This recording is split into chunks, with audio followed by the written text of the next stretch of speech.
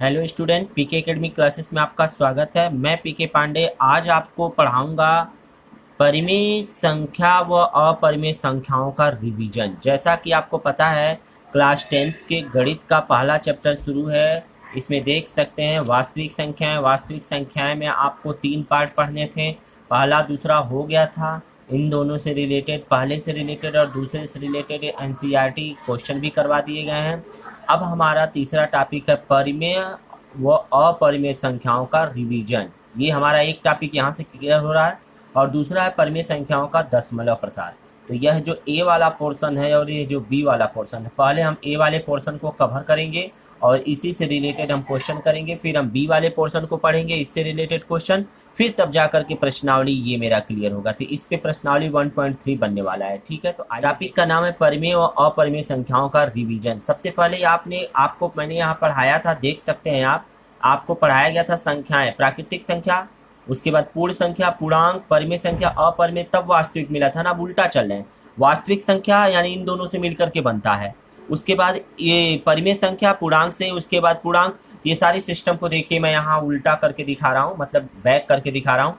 वास्तविक संख्याएं क्या होती हैं? तो परिमेय और अपरिमेय को मिलाने से क्या होता है? वास्तविक संख्या बनती है। परिमेय और अपरिमेय को जोड़ा जाए तो परिमेय संख्याएं क्या होती है? ऐसी संख्याएं जो बटे के रूप में लिखी जाए, पी बटे क्यू के रूप में। अपरिमेय ऐसी संख्याएं जो पी बटे क्यू के रूप में यानी कड़ी के रूप में देखिए दिया है इस तरीके से। ठीक। अब परिमेय संख्याएं क्या होती हैं? अगर देखा जाए तो कहा जाएगा परिमेय संख्याएं जो होती हैं वो दो प्रकार की, एक पूर्णांक होता है, एक अपूर्णांक होता है। पूर्णांक का मतलब जो संख्याएं इस तरीके से हों, अपूर्णांक का मतलब जो संख्याएं इस तरीके से लिखे गए हों। ठीक है, अच्छा, यानी कि माइनस के रूप में है, ऊपर देखिए बड़ा है, नीचे छोटा है, इस तरीके से दिए हो पोर्शन। आप पूर्णांक को देख सकते हैं, दो भागों में बांटा जाता है, एक ऋणात्मक, एक पूर्ण संख्या। अरे भाई, पूर्णांक यही ना होता है, बीच में जीरो होता है, इधर पॉजिटिव इधर निगेटिव। पॉजिटिव वाला इधर है, जीरो से लेकर के 1 2 3, और इधर संख्या क्या है? -1 2 3 4 सब है, तो ऋण पूर्णांक है। और इधर ऋणोत्तर पूर्णांक है। ऋणोत्तर पूर्णांक का मतलब जीरो भी उसके साथ है, अगर जीरो नहीं रहता तो धन पूर्णांक बन जाता। तो जीरो है, इसका मतलब पूर्ण संख्या है, संपूर्ण संख्या। तो पूर्ण संख्या है, संपूर्ण संख्या भी दो प्रकार की होती है, आप देख सकते हैं। इसमें एक जीरो है और एक क्या है? धन प्राकृतिक संख्या। 1 2 3 4 5 ये सब क्या है? प्राकृतिक संख्या। तो पूर्ण संख्या जीरो और प्राकृतिक संख्या की मिलाने से बनती है। ठीक है, या तो अब हम देख सकते हैं इसमें कुछ नोट है। नोट क्या है आपका? नोट कर रहा है कि सह अभाज्य पूर्णांक क्या होता है? को प्राइम इंटीजर। ध्यान दीजिएगा इस बात को।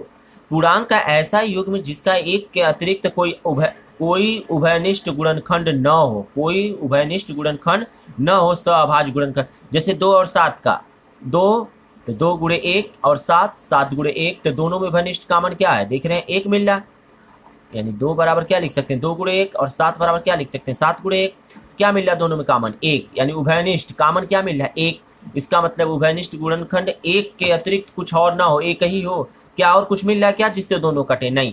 यहाँ पर लिया -5, -5 और 3। -5 को -5 गुणे 1 और 3 को लिख सकते हैं 3 गुणे 1। फिर देखिए 1 मिला, और कुछ नहीं मिल सकता। 3 और 6 और 37 में ये देखिए कटेगा नहीं। इसका मतलब दोनों में कॉमन क्या है? 1 है, और 1 के अलावा कोई दूसरा नहीं है। तो 1 को ही क्या कहते हैं? अभाज्य पूर्णांक। क्या? सह अभाज्य पूर्णांक कहा जाता है। तो आइए आगे देखते हैं। हमारा अगला टॉपिक है प्रमेय। सबसे पहले उस टॉपिक से रिलेटेड हम प्रमेय देखेंगे। प्रमेय कह रहा है कि माना p एक अभाज्य संख्या है। क्या है? अभाज्य संख्या है। अभाज्य संख्या आप जान रहे हैं क्या क्या होता है? आप सबको पता है, 2 होता है, फिर क्या होता है? 3 होता है, फिर क्या होता है? 5 7, इस तरीके से होता है।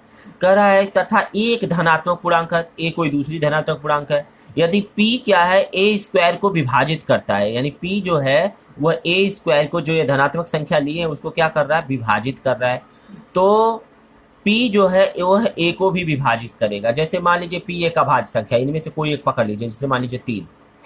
a कोई धनात्मक संख्या, ये अपने मन से कोई धनात्मक पूर्णांक मान लीजिए a मैंने धनात्मक पूर्णांक लिया और a स्क्वायर के रूप में लिखेंगे। तो a मैंने मान लिया क्या है? 2। तो ये मैंने क्या ले लिया? a मैंने ले लिया आपके जगह पर, यहाँ पर क्या मैंने ले लिया? 3 ले लिया। क्या ले लिया? 3 ले लिया। तो 3 का वर्ग करेंगे तो क्या हो जाएगा? 3 त्रिक का 9।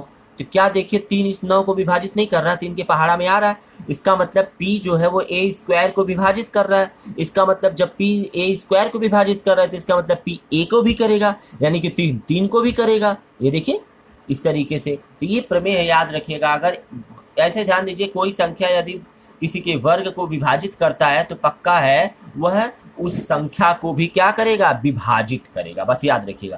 तो जरा हम ये चीज आपको विभाजित बताना चाह रहे हैं, विभाजित का मतलब क्या होता है। तो जरा देखते हैं हम विभाजित। जी हाँ, विभाजित क्या है? जैसे मान लीजिए 4 को यदि 2 से भाग दिया जाए तो क्या हो जाएगा, 2 दूनी 4, कट गया, कितना आ गया, 0। ठीक। 5 को यदि 2 से भाग दिया जाए तो 2 दूनी 4, बचा कितना, 1। ठीक है।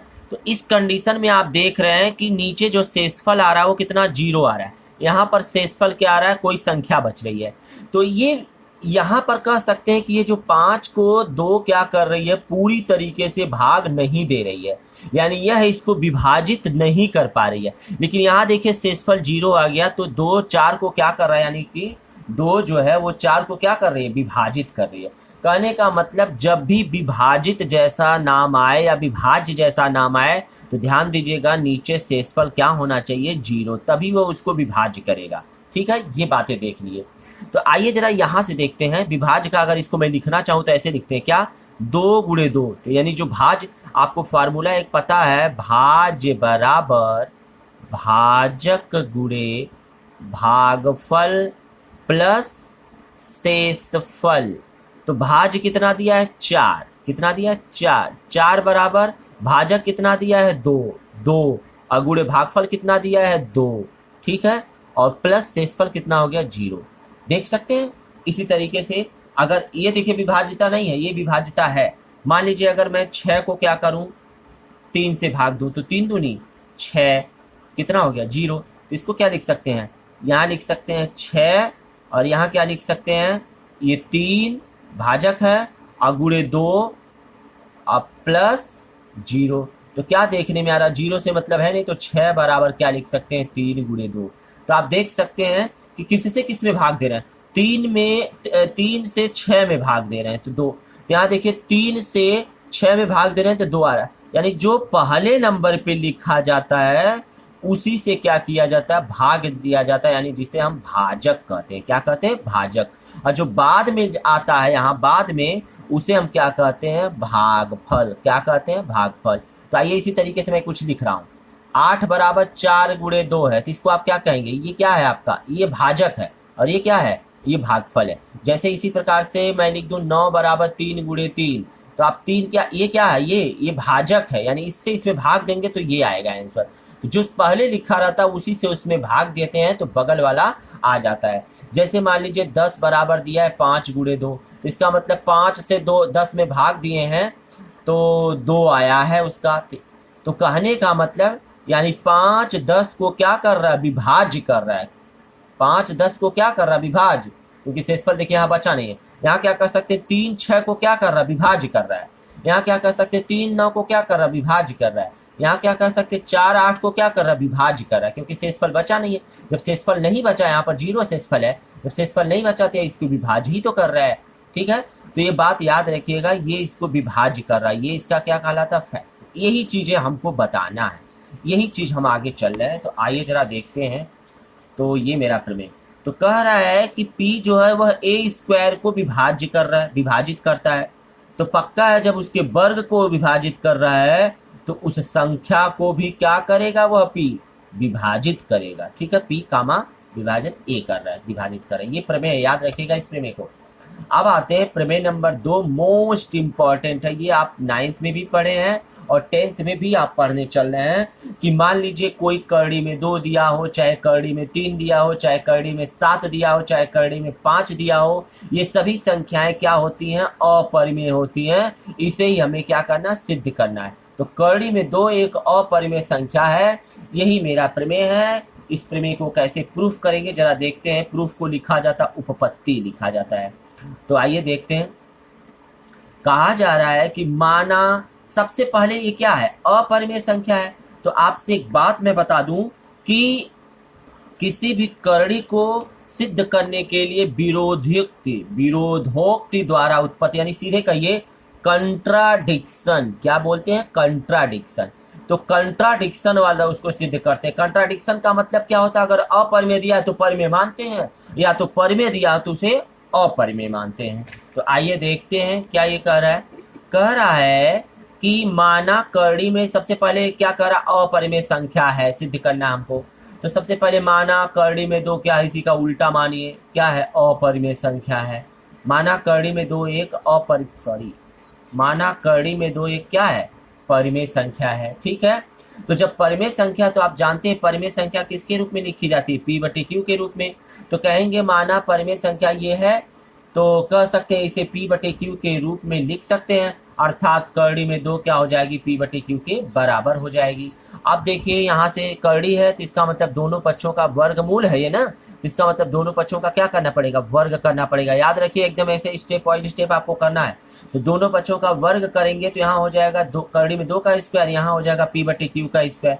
तो करड़ी में दो का स्क्वायर हो जाएगा दो, और पी बटे क्यू का स्क्वायर हो जाएगा पी स्क्वायर क्यू स्क्वायर। तो ये देखिए इसे आप तिर्यक गुणा कर दीजिए यहाँ पर, तो हो जाएगा दो क्यू स्क्वायर, और यहाँ बचेगा पी स्क्वायर। पलट दीजिए इसको इधर, इसको इधर, तो ये देखिए इधर आ जाएगा, तो पी स्क्वायर और बराबर क्या हो जाएगा, टू क्यू स्क्वायर हो जाएगा। देखने में आ रहा है, समीकरण नंबर 1 मान लें। तो आप देख रहे हैं कि अभी मैंने यहाँ पीछे वाले एग्जाम्पल में आपको बताया है कि ये एग्जाम्पल में मैंने क्या बताया था, कि क्या बताया है कि अगर जो यहाँ लिखा रहता है वो भाजक है, यानी वो इसको भाग देता है, तो इतना क्या होता है, आपका भागफल आता है। इसका मतलब ये इसको क्या कर रहा है, विभाज्य कर रहा है। 3 किसको विभाज्य कर रहा है, 6 को।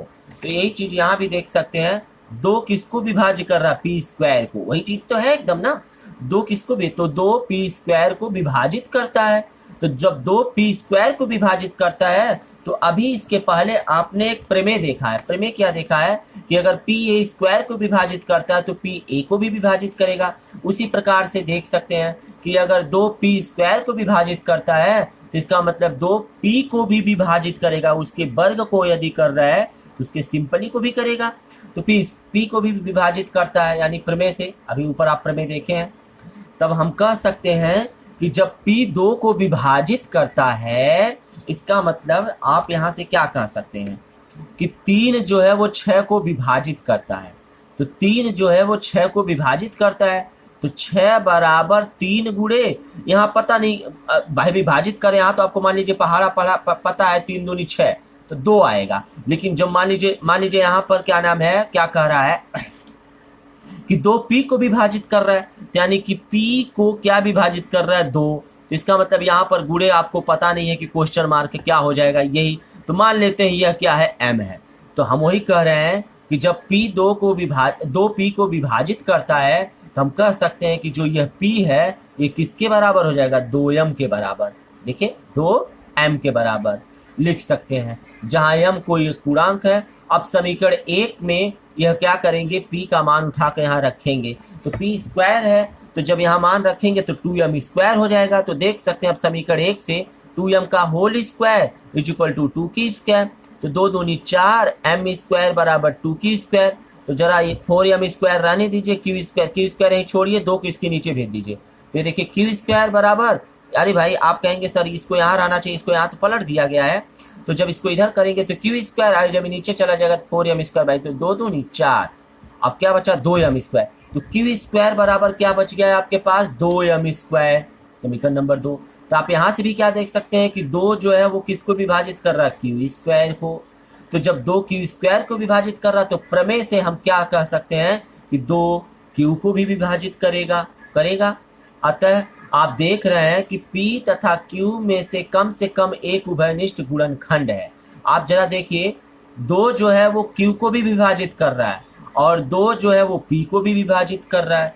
तो आप देखिए जरा यहाँ पर कि P बटे Q लिखा है, तो जब 2 जो है वो P को भी विभाजित कर रहा है और 2 जो है वो Q को भी विभाजित कर रहा है, तो इसका मतलब ये P बराबर क्या लिख सकते हैं, 2 गुणे m, और इसको क्या लिख सकते हैं, Q बराबर 2 गुणे n मान लीजिए। तो ये देखिए दोनों में यहाँ रखेंगे, P की जगह पर 2m और इसके जगह पर 2n, तो देखिए दोनों में कॉमन क्या मिल गया, 2 मिल गया। तो इसका मतलब अभी आप पढ़े हैं इसके पहले, याद रखिएगा कि परिमेय संख्या में अंश तथा हर में उभयनिष्ठ हमेशा और हमेशा केवल एक होना चाहिए, एक के अलावा कुछ दूसरा नहीं होना चाहिए। यानी कि जब भी कोई परिमेय संख्या लिखिए, जैसे 3/7, तो 3 और 7, तो 3 को क्या लिख सकते हैं, 3 गुणे 1 और 7 को क्या लिख सकते हैं, 7 गुणे 1। तो देखिए दोनों में कॉमन क्या मिल रहा है, 1 1, इसका मतलब ये परिमेय है। तो उसी प्रकार से यदि यहाँ पर 1 है तो वह परिमेय है, लेकिन 1 के अलावा कोई दूसरी संख्या मिल गया तो परिमेय संख्या नहीं है। यहाँ देख लीजिए आप, तो यहाँ पर क्या पता चल रहा है कि P जो है वो 2 जो है वो P को भी विभाजित करता है और 2 जो है वह Q को भी विभाजित करता है। इसका मतलब P और Q में कम से कम एक उभयनिष्ठ ऐसा है जो इस तथ्य का विरोध कर रहा है। किसका, कि P और Q के एक के अतिरिक्त कोई दूसरा उभयनिष्ठ गुणनखंड नहीं होता है। इसका कोई दूसरा उभयनिष्ठ गुणनखंड नहीं होता है। इसका मतलब ये मिल क्या गया, इसमें देखिए 2 मिल गया है। तो कह रहा है P और Q में कम से कम एक ऐसा उभयनिष्ठ मिल रहा है जो इस तथ्य का विरोध कर रहा है कि P और Q में केवल एक अतिरिक्त उभयनिष्ठ हो गुणनखंड नहीं। तो इसका मतलब दिया गया कंडीशन विरोध को उत्पन्न करता है। तो आइए देखते हैं। यह विरोधाभास हमें इस कारण से प्राप्त होता है क्योंकि सबसे पहले हमने क्या माना था, शुरू में ही हमने मान लिया था कि कड़ी में 2 क्या है, परिमेय है। इसीलिए यह विरोध आया है कि दोनों में कॉमन है, इसीलिए विरोध आया है। इसका मतलब यह विरोध हमें इस कारण से मिला है क्योंकि हमें एक गलत कल्पना कर ली थी। हमने क्या कर लिया था, एक गलत कल्पना कर ली थी कि कड़ी में 2 क्या है, परिमेय संख्या है। अतः यह क्या है, गलत है। इससे स्पष्ट होता है या निष्कर्ष निकलता है कि कड़ी में 2 एक परिमेय अपरिमेय संख्या है। क्योंकि हमने परिमेय मान के चला तो गलत आने लगा। परिमेय में अनुपात जो है वो 1 का होना चाहिए, यहाँ 2 का आ रहा था, इसलिए गलत होने लगा। तो कड़ी में 2 क्या है, कह सकते हैं कि ये अपरिमेय संख्या है। ठीक है, तो ये विरोधाभास से, तो संख्याओं को अपरिमेयता सिद्ध करने के लिए हम विरोधोक्ति द्वारा यानी कि कंट्राडिक्शन का प्रयोग करके करते हैं। ठीक है, आइए कुछ एग्जाम्पल और मैं आपको दिखा दूं। जैसे 3 कड़ी में 2 एक अपरिमेय संख्या दिखाना है इसको। तो माना 3 कड़ी में 2 एक अपरिमेय संख्या है, तब इसे P बटे Q के रूप में लिख सकते हैं। अर्थात 3 कड़ी में 2 P बटे Q दोनों पक्षों का वर्ग करेंगे तो फिर देखिए बड़ा लंबा प्रोसेस होगा। क्या होगा, यह विधि बहुत लेंदी होती चली जा रही है। इसका मतलब यह विधि का प्रयोग नहीं करेंगे ऐसे कंडीशन पे, क्योंकि ऑलरेडी आपको पता है कि कड़ी में 2 एक प्रमेय से है ना, कड़ी में 2 क्या है आपका, परिमेय है। तो ऐसा जिसके साथ कड़ी में 2 लग जाए या कड़ी में 3 लग जाए तो आप उसको प्रूफ मत करिएगा इतना लंबा। क्या करेंगे, उसको शॉर्ट ट्रिक में बताने चल रहा हूँ। तो ध्यान दीजिएगा, माना 3 कड़ी में 2 एक परिमेय संख्या है। ठीक है, हमने मान लिया क्योंकि अपरिमेय दिखाना तो कह रहे हैं एक परिमेय संख्या है। अतः तब इसे हम P बटे Q के रूप में लिख सकते हैं। अर्थात 3 कड़ी में 2 P बटे Q। यहाँ देखिए बस एक चीज यही, वर्ग नहीं करना है, इसका यहाँ गुणा कर दीजिए।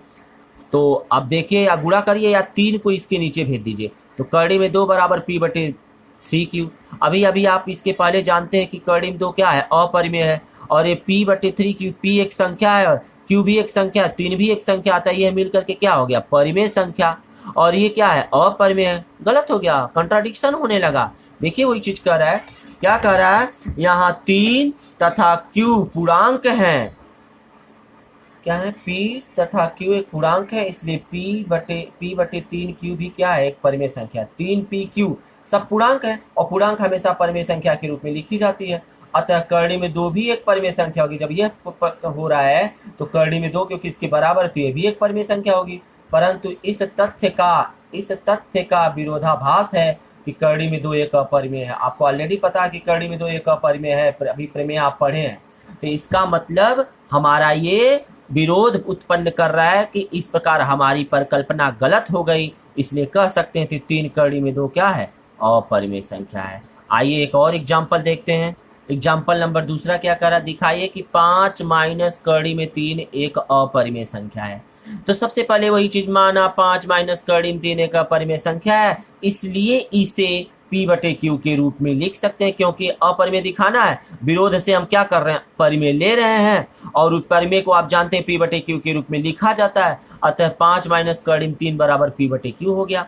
अब आप जरा देखिए, इसको एडजस्ट किया जाए थोड़ा सा। तो 5 को यही रहने दीजिए, P बटे Q को इधर भेजिए और करणी में 3 को इधर भेज दीजिए। तो 5 माइनस P बटे Q बराबर करणी में 3। आप देख सकते हैं कि इसको पहले ध्यान दीजिए, क्योंकि 5 एक पूर्णांक है, इसलिए क्या हो जाएगा, आपका परिमेय हो जाएगा। P/Q तो ऑलरेडी परिमेय है, तो आप देख रहे हैं 5 भी परिमेय है और P/Q भी परिमेय संख्या है, अतः इनका अंतर यानी घटाना भी क्या होगा, ये भी परिमेय संख्या होगा। दो परिमेय संख्याओं का घटाना भी परिमेय होता है, दो परिमेय संख्याओं का जोड़ भी परिमेय होता है। इसी प्रकार से बहुत सारी संख्याएं गुणा भाग भी होता है। तो आइए अब देखते हैं कि कर्णिम 3 क्या है, अपरिमेय। कह रहा कर्णिम 3 एक परिमेय संख्या होगी, है, क्योंकि ये परिमेय अंतर भी क्या है, परिमेय संख्या है, इसका मतलब ये भी परिमेय संख्या होगी। परंतु विरोधाभास के कारण क्या कि कर्णिम 3 एक अपरिमेय संख्या है, इसलिए हमारी परिकल्पना गलत हो गई। अतः हमारा 5 माइनस कर्णिम 3 एक परिमेय अपरिमेय संख्या हो गई। बड़े मज़ेदार क्वेश्चन है, खूब पूछे जाते हैं, इंपॉर्टेंट क्वेश्चन है ये, बहुत क्वेश्चन पूछे जाते हैं इसमें से। ठीक है, अब मैं आपको कुछ होमवर्क दे रहा हूँ, ध्यान दीजिएगा। होमवर्क आपके लिए क्या है, होमवर्क यही है कि दिखाइए कि कर्णिम 3 एक अपरिमेय संख्या है, 5 कर्णिम 7 एक अपरिमेय संख्या है और माइनस कर्णिम 5 माइनस कर्णिम 2 एक अपरिमेय संख्या है। अभी इसके पहले मैंने यहाँ देखिए 5 माइनस कर्णिम 3 दिखाया है, आपको केवल 2 दिखाना, सब कुछ ऐसे ही करना है, एकदम हूबहू एकदम ऐसे ही लगा ही लेना है। और कर्णिम 3 जैसे लगाना है, आप वहाँ कैसे लगाए हैं कर्णिम 9 को, तो वहाँ पर वर्ग किए हैं तो वहाँ 2 आ रहा था, कर्णिम इसका आ रहा था 2 और कर्णिम 3 का जब करेंगे तो 3 आएगा, बस यही थोड़ा सा अंतर है इसमें। और ये वाला प्रोसेस 5 कर्णिम 7 आप ऑलरेडी कर सकते हैं, 5 कर्णिम 2 इसके पीछे बताया जा चुका है। ठीक है, तो ये आपका होमवर्क है। अतः ये वीडियो यहीं पर कंप्लीट होता है। आपको यह वीडियो कैसा लगा आप कमेंट करके ज़रूर बताएं। यदि वीडियो अच्छा लगा हो तो लाइक करें और अपने दोस्तों में शेयर करें। और हाँ, जो लोग चैनल पे नए हो चैनल को सब्सक्राइब करके बेल आइकन जरूर दबा लें ताकि आपको नोटिफिकेशन मिलता रहे। नेक्स्ट वीडियो में हम आपको, तो अगला वीडियो हमारा रहेगा पुनर्भरण रिवीजन, ये तो हो गया यहाँ तक। परिमेय संख्याओं का दशमलव प्रसार, ये हमारा बी पार्ट रहेगा इसमें से, और इससे रिलेटेड एग्जाम्पल। उसके बाद इस पर हम क्या करेंगे, आपको एक प्रश्नावली करवाएंगे। तो आज के लिए बस इतना ही, धन्यवाद।